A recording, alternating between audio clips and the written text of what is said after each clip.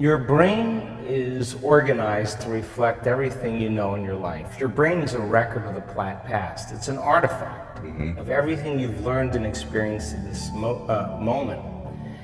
Feelings and emotions are the end product of past experiences, and we can remember experiences better because we remember how they feel. So most people wake up in the morning and they start remembering all their problems. Those problems are connected to certain people and certain things at certain times and places. The moment they start thinking about those problems, they're thinking in the past.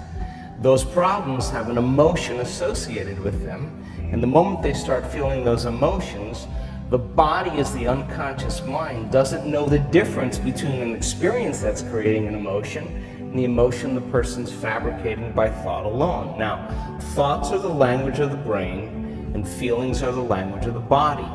And how you think and how you feel creates your state of being. So most people's entire state of being, when they start their day, is already in the past. So you have a choice. The choice is you're either defined by a vision of the future or you're defined by the memories of the past. And when you decide to say, okay, I'm going to change, and you decide one thing, I'm not going to eat this food, I'm going to wake up earlier, I'm going to do something aerobic, I'm not going to have sugar after 6 o'clock, whatever it is, the person, whatever choice a person makes. The moment you make a choice to do something differently, and the hardest part about change is not making the same choice as you did the day before, get ready, because it's going to feel uncomfortable. It's going to feel unfamiliar. There's going to be some uncertainty and unpredictability, and that's the moment the game is on. Yes. So then most people, their body has been conditioned emotionally to be the mind. So now the body says, wow, I'd rather hang on to my guilt than take a chance and possibility. I'd rather live in fear than trust in the unknown. So once the person feels uncomfortable, the body goes, whoa, wait a second, we're out of the program here, and body starts influencing the mind. That's right. So it says, start tomorrow. You'll never change.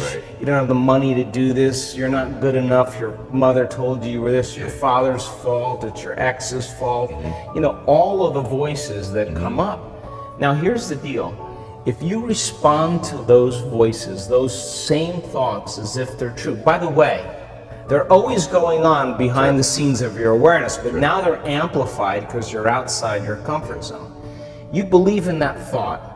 That thought's going to lead to the same choice, which is going to lead to the same behavior, which is going to create the same experience and produce the same emotion. And the person's going to say, this feels right. No, that feels familiar. Going from the old self to the new self is a neurological, it's a biological, it's a chemical, it's a hormonal, it's a genetic death of the old self. And people will say to me, in that void, in that unknown, I can't predict my future. And I'll say to them, the best way to predict your future is to create it. Not from the known, but from the unknown. Love it. So close your eyes now and think about that vision. Once you start thinking about that vision of your future, you're activating the creative centers in your brain. And naturally, you begin to think about putting yourself in the scene. Yes. And the act of doing that, when you're truly passionate and truly present, the moment you're defined by that vision, when the thought in your mind becomes the experience, you begin to feel the emotion of the event before it's made manifest. Yes. Now, you're giving your body a sampling, a taste of the future.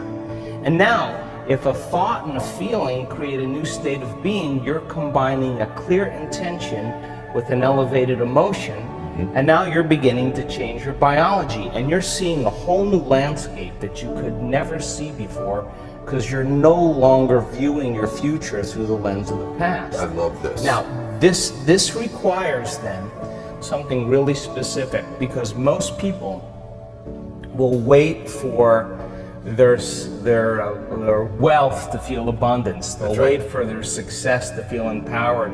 They'll wait for their new relationship to feel loved. They'll get all these things when. Yes. Right. So think about that. The absence of getting those things causes people to live in lack their entire life. That's right. And so they're waiting for something outside of them to change how they feel inside of them. And if they're not creating a new life, then they're not applying the proper principles, then they keep all their manifestations, all their dreams at arm's length. Well, think about this. If you get up feeling gratitude, if you get up feeling empowered, if you get up feeling whole, if you get up feeling unlimited, why would you worry about whether it was going to come or not? You would feel like it already happened.